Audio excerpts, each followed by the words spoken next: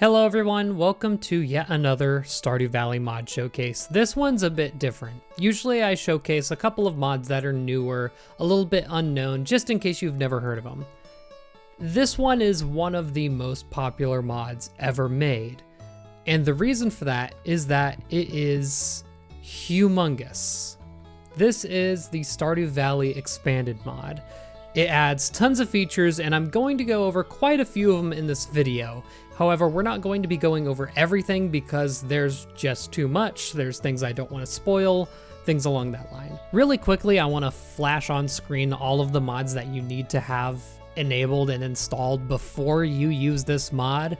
This is a very big mod, so it builds upon many other mods that give the framework that this mod needs to work.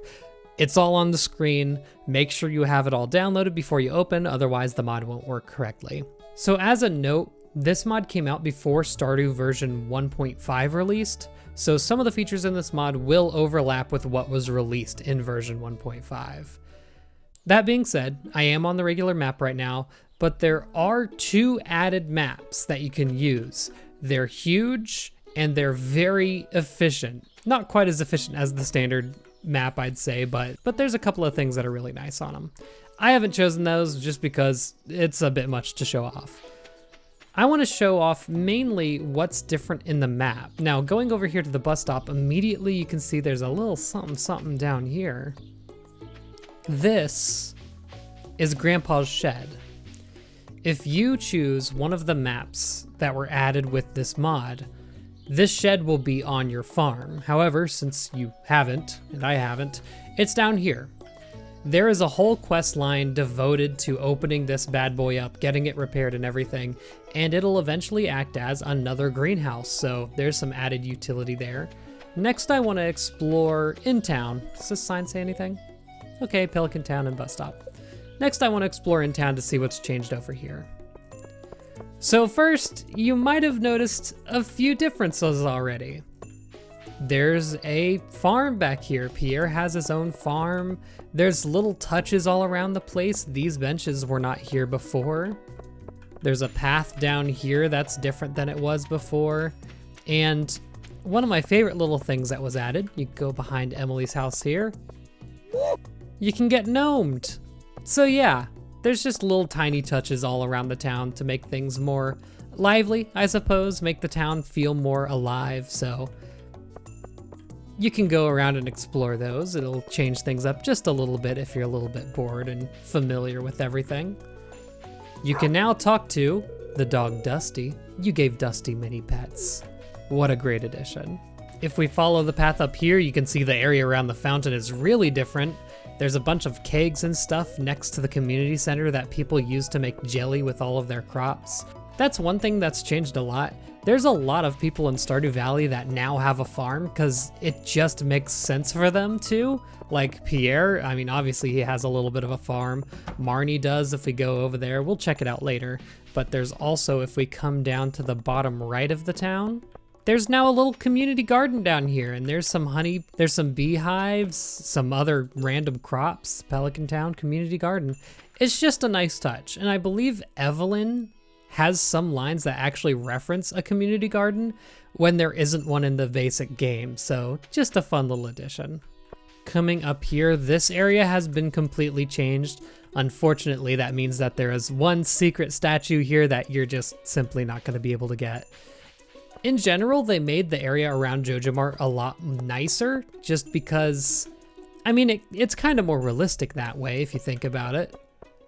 Stores like to keep the area around them clean, so it's just a little nicer. And they added a little pelican statue, built in recognition of Stardew Valley's elegance. So that's nice. Now, if all of these so far have seemed like just tiny small-time changes, that's because they are, compared to what this mod really added. One of my favorite things is the decision between Joja Mart and the community center is a lot more difficult. Let's go talk to Morris real quick. You can notice that they did add a little bit of an office here. Hello. That's Farmer Bubba. Welcome to the valley. My name is Morris, manager of Joja Mart. This dialogue's all the same, but there's one thing here that's a little bit different. there's a relationship gauge here that can go all the way up to 10. Now he's not romanceable, but he does have heart events.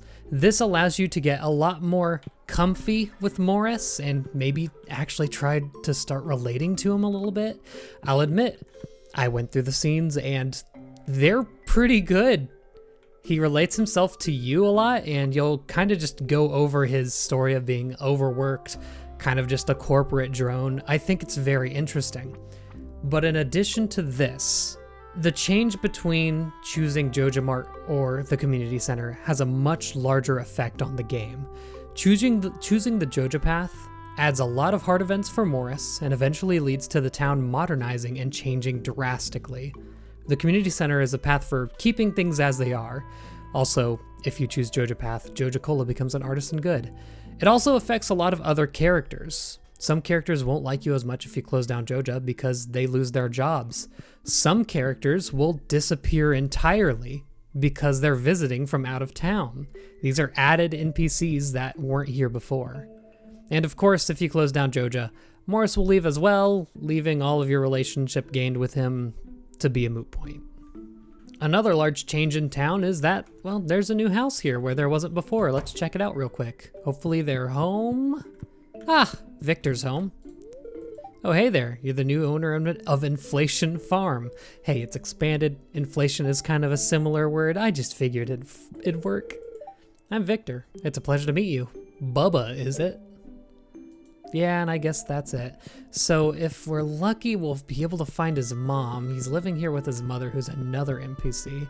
Victor is romanceable, and you'll kind of follow his struggles with living with his mom as a fully grown adult. He's already gone to college, he has a degree in engineering, and he's just having trouble figuring things out.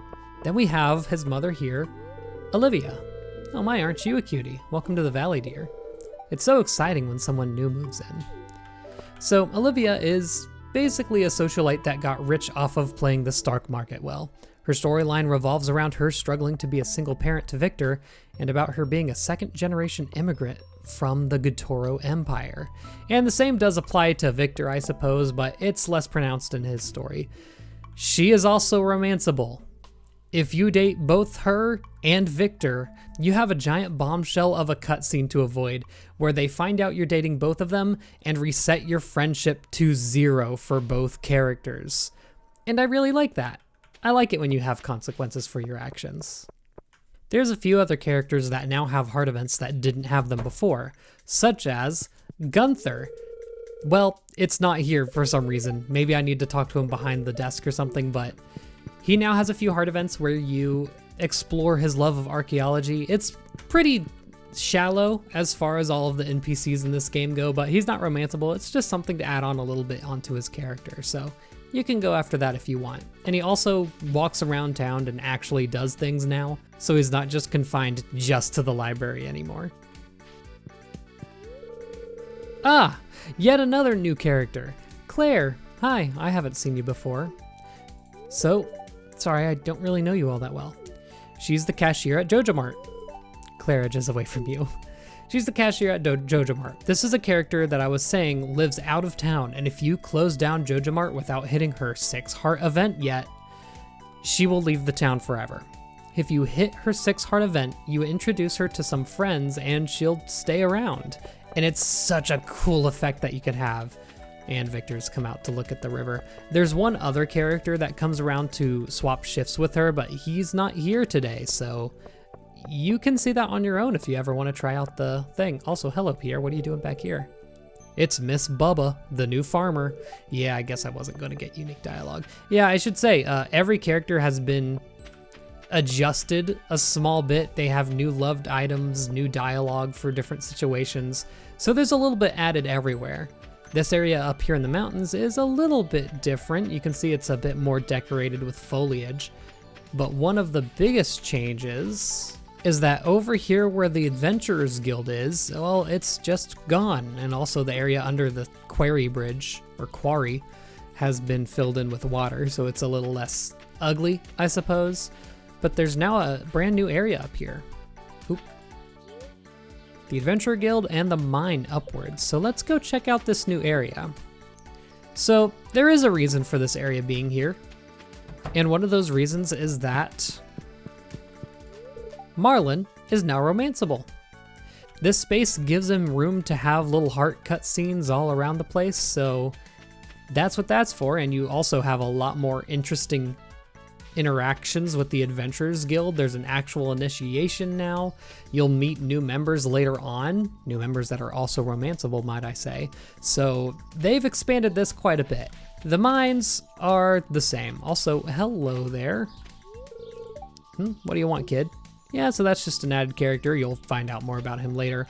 Also, this does utilize a specific mod that does add waterfall textures to the game, so that's modded as well. So coming up to the train station, a lot has changed here. Obviously, it's decorated a lot more. You still have the train station, but we have the Emerald Farm here. Emerald Farm. Say hello to yet another new character. She's not romanceable, if I remember right. She might be. Okay, she's not romanceable, I just checked. I'm thankful Joja cleared the rock slide. Lewis and I went through so much trouble to get them to remove the rocks. Joja refuses to apologize. Yeah, so they expand on the rockfall thing, saying it was Joja's fault that it actually collapsed in the first place. She's just a farmer out here, and you'll see her around town, and she is generally pretty helpful for you. She's really friendly. You just kind of bond over little farming activities, really. Nothing too special, but it's a nice addition to make the town more fleshed out. Now exploring another new area. There's now a split down where the beach is. If you go to the right, you'll go to the beach, which is mostly unchanged, so I won't show that, but you have the Blue Moon Vineyard over here to the left. So this is once again yet another, well, it's not a farm, it's a vineyard, but another farm-esque area added to the game, and hopefully, yes, she's home. So this is Sophia. Eek, a stranger. So this vineyard is solely owned by an e-girl that likes anime and manga. Drink it up, losers. This character's for you. And of course, she is romanceable. And might I just add, if you're uncomfortable with like how young she looks, there's a mod that ages her up a little bit. Actually, it's not a mod, it's just settings within this mod. You can change it to where she's a little bit older and it's a little less weird if you're a little older. So I always like things like that. I always like options to be able to date older people.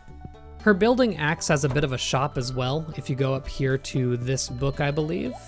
Yeah, you can buy wine, which gives you an absolutely nutty luck buff, and you can also outright buy sprinklers. So if you have a little bit more money than you know what to do with, but you just don't have the stuff to make sprinklers, that can be a really nice resource for you. If you follow her plotline, you'll learn more about her family and why she's so young and working an entire vineyard by herself, so it's really interesting and I recommend going through it.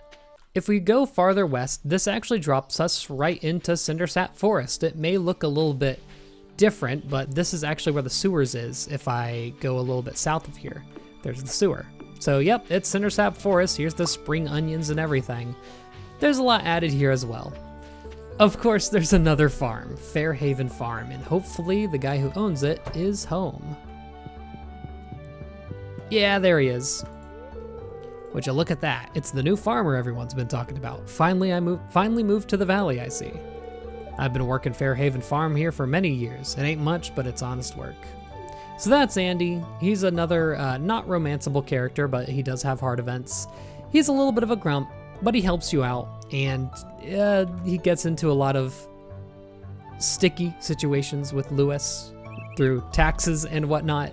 So it's just kind of an entertaining thing, but he does help you out. He gives you a few materials as you work your way through him, so he's a nice little addition. If we go up north here, the path's actually a lot more convenient than it used to be. Remember, it like winds through here, kind of wibbly wobbly. We go up to Marnie's place, and of course she has a few crop fields. And if you go to the very back here, she actually has an added shed where she actually is at right now. Hello, Marnie. You can check out her stuff here. This is where she makes all of her artisan goods. And if you check here, this is a nice little detail. You can see her income and expenses, which is funny. I don't know if these change according to what items you buy for her. I really doubt it, but it's just a nice little attention to detail. And going to the Wizard's Tower, I don't have the tower unlocked yet, but the wizard is romanceable. and you get to learn quite a bit more about magic with him. It's very interesting. This mod does a lot about teaching you the magic of the Stardew Valley world, which is interesting because like it's never really gone into too deep. There's little bits and pieces of it everywhere in the main game, but this game really gets you acquainted with it well, especially with some characters that you meet later on in the game that I'm once again not gonna spoil. Now there is a whole added area over here. This is simply called the west side of Cindersap Forest. If you're running out of wood, you're set for life. There's a couple of scenes and characters that you'll meet and have here later on, but right now it's kind of just a really empty place. If you're running low on grass, the Aurora Vineyard is over this direction, which is actually a rundown vineyard if I remember correctly. No characters here, just kind of broken down, empty. Nothing in the place. Maybe we can look around. Hey, lost all. Oh yeah, they added in a bunch of items that are just kind of sitting around. It's really nice. It just adds a little bit of environmental storytelling. Aurora Vineyard bankrupt due to something. Yeah, you can read through that if you want. Kind of interesting if you're interested in just the history of Stardew Valley. Of course, it isn't all canon because this area just outright doesn't exist, but it's neat stuff. It shows you how much love went into this mod with how many details are just strewn about. If you walk around here, I believe there's a sword somewhere. I found it before, but this is just such a absolutely humongous area. I don't even know if I'll be able to find it again. Yeah, I didn't find it. It's just a rusty sword. It's no big deal. And that just about does it for the day one editions. Just like there's mods for the base game, this is such a big mod that there's mods for this mod. There's mods that change the character portraits of the characters. There's mods that add on characters that are only used in expansion. Like, there's so much. I recommend checking Nexus mods and seeing everything that you can do to even build off of this expanded mod to expand the game even more. With that being said, thank you all for watching, and let me know if you want to see any other mods. There's a few that I'm still looking at, so let me know if you want to see one in particular, and I'll try to get to it. Thank you for watching, and good night.